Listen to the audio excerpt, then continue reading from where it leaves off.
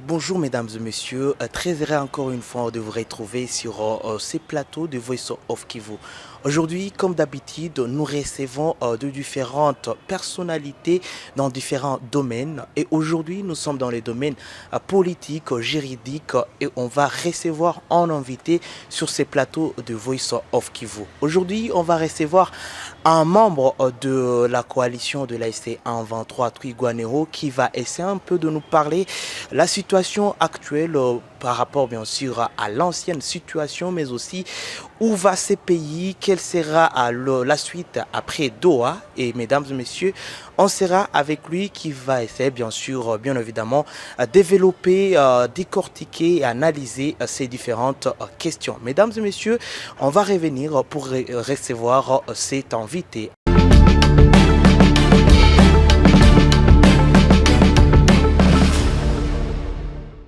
Et voilà, nous sommes de retour, mesdames et messieurs. On va justement parler de la politique, question qui est vraiment aujourd'hui très difficile de comprendre. Et aujourd'hui, nous recevons le maître Jean-Paul. Bienvenue encore une fois sur ces plateaux. Monsieur maître, bonjour.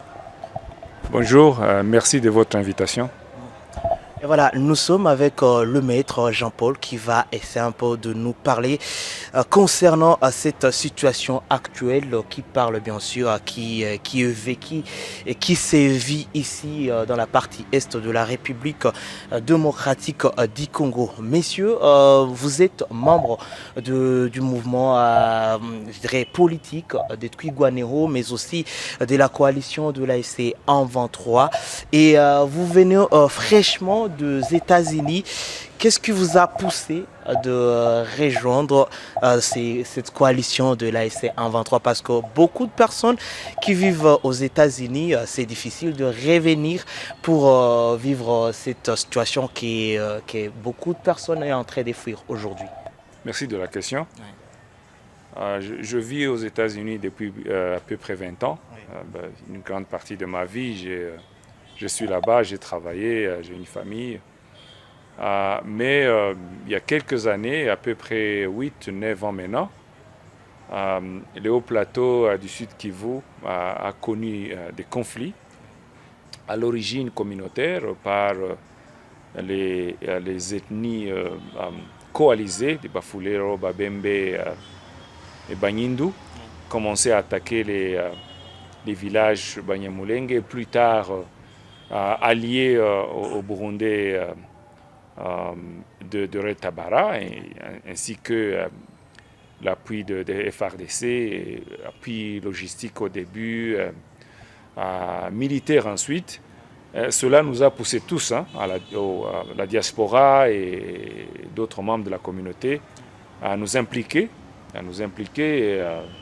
dans ce que s'est développé et devenu Twirwaneho par la suite, ce qui était une résistance spontanée à ces atrocités. Et c'est cela que mon implication a pris de l'ampleur jusqu'à ce que j'ai décidé dernièrement à venir sur le terrain et œuvrer dans le cadre de la coalition qui a été formée plus tard entre les M23, Twirwaneho et la branche politique du Kone Inanga, ce qui est connu aujourd'hui comme AFC. Oui. Merci. Voilà, vous avez adhéré à cette coalition de l'AFC 123 et Twigwanero était avant même cette coalition. Mais on aimerait savoir comment l'adhésion de Twigwanero a été aperçue et dans la population, bien sûr, dans la communauté Banyamulenge. Et on aimerait savoir aussi quelles sont les attentes de cette communauté par rapport à cette coalition, à cette, je dirais, cette réforme, cette nouvelle coalition de l'ASC 123 Twigwanero. Quelles sont les attentes de la population ou encore de la communauté Banyamulenge? Merci.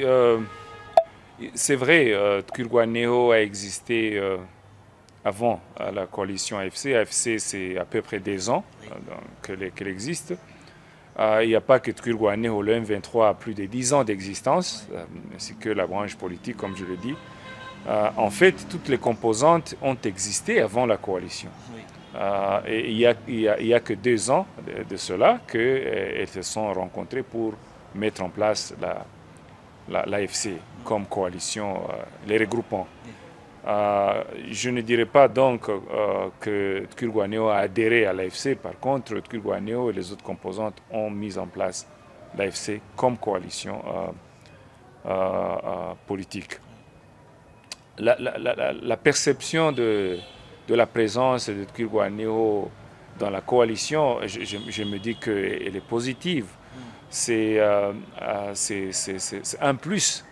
Il y a plusieurs années de cela, Twirwaneho s'est battu, et je ne dis pas seulement sur le plan militaire, en repoussant les attaques, que ce soit de ces groupes armés Maï Maï, mais aussi des forces gouvernementales qui les appuyaient, mais aussi sur le plan politique, dans le sens de pousser le gouvernement à trouver l'issue à ces conflits. Donc, Twirwaneho s'est battu seul pendant tout ce temps, et avant l'avènement de l'AFC. Donc, ça ne peut que enchanter les gens de voir qu'il y a d'autres personnes qui ont par ailleurs les mêmes causes pour lesquelles ils se battent que Twirwaneho, que de mettre en place un cadre qui aide à renforcer les efforts dans le cadre de trouver la solution au conflit. Oui. C'est pourquoi j'ai dit que ça ne peut être que positif comme perception. La communauté Banyamulenge avec Twirwaneho, ils avaient juste cette cause noble, juste de protéger la partie Minembwe et aussi protéger la communauté. Mais aujourd'hui, adhérer dans l'AFC M23, une coalition qui veut à tout prix faire chuter ou faire fuir le régime de Tshisekedi, parce que je dirais Twirwaneho a toujours le même but jusqu'à présent. Écoutez, Twirwaneho, par même la sémantique, ça veut dire défendons-nous. Oui. C'est-à-dire que Twirwaneho est une conséquence du fait que le gouvernement, l'autorité publique, qui a le devoir sacré, constitutionnel, de défendre la population et leurs biens, a abdiqué à ce devoir-là. Et la population s'est trouvée dans la situation où elle doit survivre en se défendant d'elle-même. Donc, Twirwaneho, c'est une conséquence de l'absence de l'État. Et le M23, l'AFC, prône le règlement des causes profondes qui engendrent cette absence de l'État, qui poussent les gens à se défendre d'eux-mêmes. Pourquoi la population civile doit devoir se défendre? C'est parce qu'il y a absence de l'État. Et donc, dire que l'AFC prône à tout prix le renversement du régime, c'est une façon de voir les choses. Mais moi, je dirais plutôt, nous prônons le règlement des causes profondes de ces crises, de cette crise, que ce soit dans les hauts plateaux, que ce soit dans le Nord Kivu, que ce soit dans l'Ituri même, où les gens se font massacrer juste parce que le politicien congolais veut à tout prix s'accaparer du pouvoir, jouir du pouvoir pour les intérêts personnels, tout en sacrifiant des gens. Donc, c'est plutôt les causes profondes qui doivent se discuter, qui doivent être résolues pour que toutes les personnes, indépendamment de leur appartenance ethnique, se sentent protégées dans le pays et ne se sentent pas obligées de recourir à une protection par eux-mêmes. Si vous le permettez, maître, on va justement revenir en arrière. Parlons un peu de l'histoire. On a vu le RCD, nous avons vu le CNDP, nous avons vu aussi l'AFDEL, mais aussi nous avons vu le premier M23 qui parlait bien sûr, qui défendait la discrimination, contre la discrimination, mais aussi mettre fin à cette dernière. Et maintenant, nous avons vu que ça a été en vain. jusqu'à présent. Et aujourd'hui, nous voyons maintenant l'AFC en 23 Twirwaneho. Quelle est je dirais, quelle est ces garanties que cette coalition garantit à cette population qui est, je dirais, discriminée jusqu'à présent? Euh, Bien, je dirais que l'histoire est là pour nous apprendre.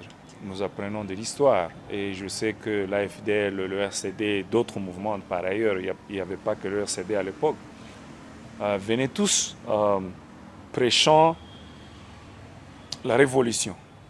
Et je ne dirais pas que, je ne suis pas ici pour faire le bilan et dire que c'était négatif. Il y a bien sûr ce qui a été atteint, mais il est vrai que, surtout en ce qui concerne la partie est du pays, la discrimination, la persécution de certains groupes ethniques, notamment les Tutsis et les gens qui parlent le Kinyarwanda, n'a pas cessé. Par contre, ça s'est accru, et chose que nous, à l'AFC, nous mettons en avant. Alors, qu'est-ce qui nous garantit que cette fois-ci, ça aura du dénouement? Moi, je me dis que, vous vous référez d'ailleurs à ce que nous disons à l'AFC, ce n'est pas que nous mettons en avant le partage du pouvoir, ce n'est pas que nous mettons en avant la conquête même du pouvoir. Ce qui est mis en avant, et nous pensons que ça fait la différence jusque-là, c'est que nous insistons sur la discussion et la résolution, le dénouement des causes profondes.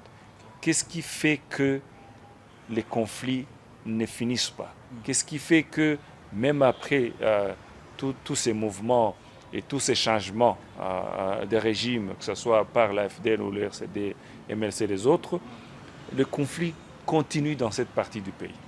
Et nous, en insistant sur cela, nous pensons que dès que la solution à ces causes-là sera discutée, déterminée et trouvée, ce sera en fait facile de pouvoir, même avec le changement de régime ou le changement du pouvoir, ou les réformes, il n'y a pas que changement du sens que ceux qui sont au pouvoir doivent partir, mais opérer des réformes dans la gouvernance du pays, de manière que les causes qui causent des conflits sont une fois pour toutes résolues. Oui, vous parlez bien évidemment des causes de cette guerre, mais aussi de cette lutte que l'AFC en 23 continue toujours de courir derrière. Mais on aimerait savoir, bien évidemment, parce qu'on a vu la 5e délégation, encore le 5e round est parti encore une fois à Doha, mais on aimerait savoir vraiment quels sont ces cahiers des charges ou encore ce que vous apportez comme doléance à Doha, comme la coalition de l'AFC en 23. Bon, je ne vais pas aller dans les détails par rapport au cahier des charges, mais tout ce que je sais, c'est que l'AFC compte beaucoup sur le processus de Doha, vu l'engagement des pays comme les États-Unis et le Qatar. Derrière le processus, l'Union africaine et d'autres communautés régionales. Mais à ce niveau, vous l'avez d'ailleurs écouté ce matin par le porte-parole de l'AFC, le gouvernement de Kinshasa semble ne pas vouloir vraiment s'engager parce que sur le terrain, ils font des choses qui sont contraires aux engagements qui sont pris, que ce soit à Doha, même à l'esprit même de négociation, en faisant des renforcements militaires, logistiques et même des attaques à différentes lignes de front.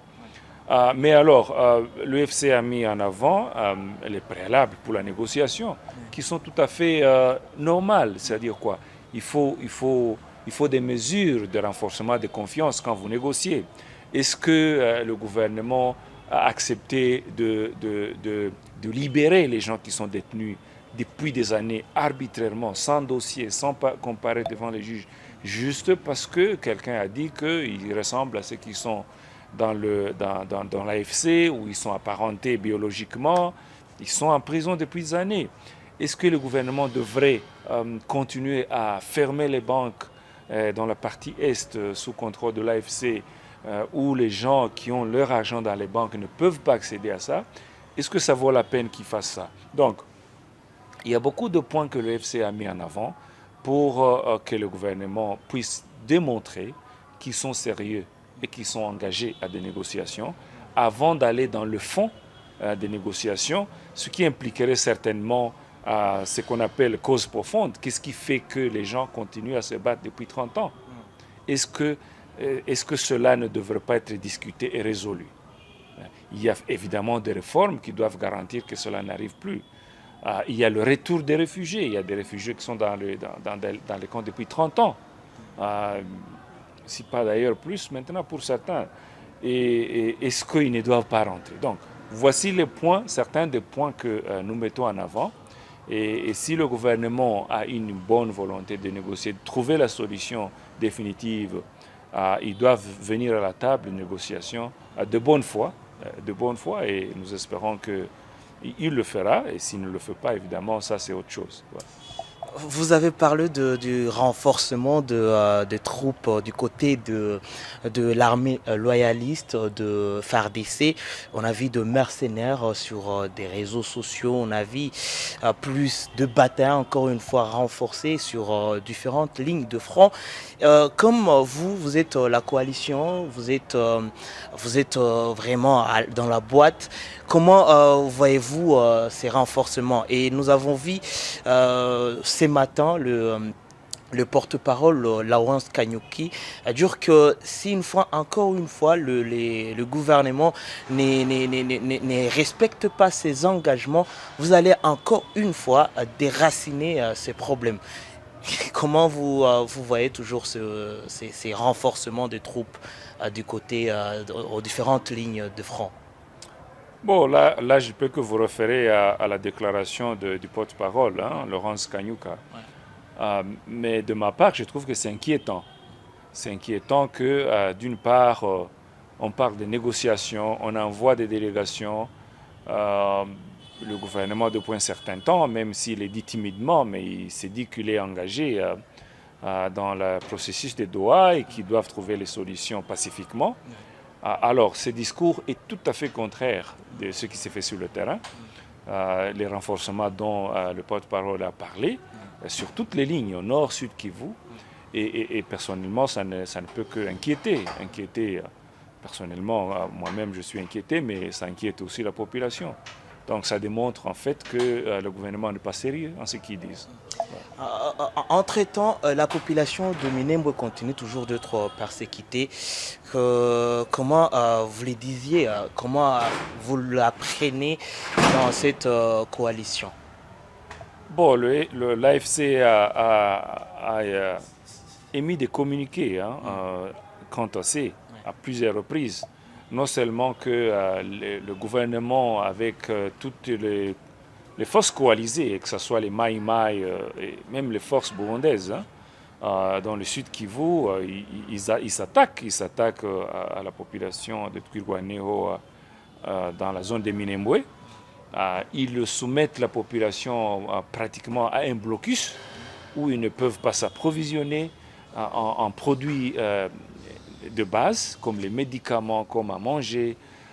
C'est inquiétant. Et Twirwaneho, MRDP, ainsi que l'AFC l'ont souligné à plusieurs reprises, et que ceci, en fait, équivaut à un crime de guerre. C'est vraiment un crime de guerre que de soumettre la population civile à des mesures draconiennes qui peuvent conduire à leur souffrance et même disparition, extermination ou forcément ou à leur déplacement forcé, c'est ce que je voulais dire. Ouais. Revenons un peu à Doha. Si Doha, ça n'accepte pas encore, ça n'aboutisse pas encore au résultat attendu, quelle sera la suite? Bon, là, encore une fois, je ne peux que vous référer au communiqué du porte-parole. Il a dit clairement l'AFC est résolu à défendre la population et le fera. Évidemment, l'AFC est très engagé dans les négociations et aimerait trouver la solution par la voie négociée. Mais si cela n'est pas possible, et l'AFC est engagé à défendre la population quoi qu'il arrive. La population de Minembwe attend toujours que vous traversiez Uvira et arrivez jusqu'à Minembwe. Est-ce que le projet est toujours en cours? Bon, c'est ce que je dis, moi personnellement, je pense, et ici je ne parle pas au nom de l'AFC, mais c'est mon point de vue. Je me dis que en arrêtant ou en mettant un terme à des attaques militaires ou à la campagne militaire, l'AFC a démontré son engagement au processus de Doha et à la résolution du conflit par le dialogue. Et ça serait donc contre-productif que de continuer la campagne militaire au moment où on est sur la table des négociations. Oui. Ouais. Pour finir avec vous, messieurs le maître, on va certainement, on doit avancer ou encore adresser un message à la population de Minembwe et partout ailleurs où ils sont toujours coincés. Est-ce que vous avez un message comme membre de Twigwaneho? Oui, le message, c'est d'abord leur dire, pole, comme on le dit en Swahili, c'est nos sympathies pour ceux qui traversent. Surtout ceux qui sont à Minembwe aujourd'hui. Ils traversent une situation indescriptible. On a des familles là-bas, on leur parle, et c'est vraiment triste que de voir qu'ils sont soumis à ces conditions par le gouvernement. Donc c'est nos sympathies d'abord. À la population en général, moi, à titre personnel, je me dis que la révolution n'est pas toujours facile, mais c'est à nous, les fils et filles de ce pays, une fois pour toutes, trouver des solutions solides, des solutions permanentes à des conflits dans lesquels nous nous sommes trouvés pendant presque 30 ans. C'est à nous de le faire. Je sais que beaucoup de gens, que ce soit à la partie Est ou Ouest, se sont résignés, déçus.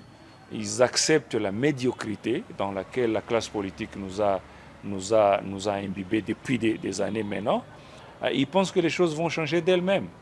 Moi, je leur lance le défi. Je leur dis que c'est à nous d'échanger. C'est à nous d'échanger la situation. Et je les appelle à adhérer à l'AFC et à épouser l'idéologie des changements et le calendrier des changements, le programme des changements porté par l'AFC pour qu'on puisse donner à des générations futures un meilleur lendemain dans ce pays, un pays dont tous nous serons fiers. Et plutôt que de nous résigner et d'accepter la misère continue et la situation où un petit poignet de politiciens doivent se réjouir ainsi que leurs familles et d'abandonner le reste de la population dans la misère. Donc nous devons lutter, nous devons nous impliquer une fois pour toutes pour changer la situation. Voilà, ça c'était le message de Maître Jean-Paul. Et aujourd'hui, je vous rappelle que nous étions dans cette grande édition de la grande interview avec les grandes personnalités différentes dans des différents domaines. Et aujourd'hui, nous étions avec Monsieur le Maître Jean-Paul qui était avec nous, qui a essayé un peu d'analyser, de nous parler, ce qui concerne la situation actuelle dans la partie Est de la République démocratique du Congo. Maître, nous étions très heureux de vous recevoir dans ces studios et aussi dans cette grande interview. Le plaisir est partagé, merci. Et voilà, mesdames et messieurs, n'oubliez pas toujours de suivre votre chaîne pour plus d'actualités, des informations certifiées, des informations vraies. C'est toujours sur votre chaîne Voice of Kivu.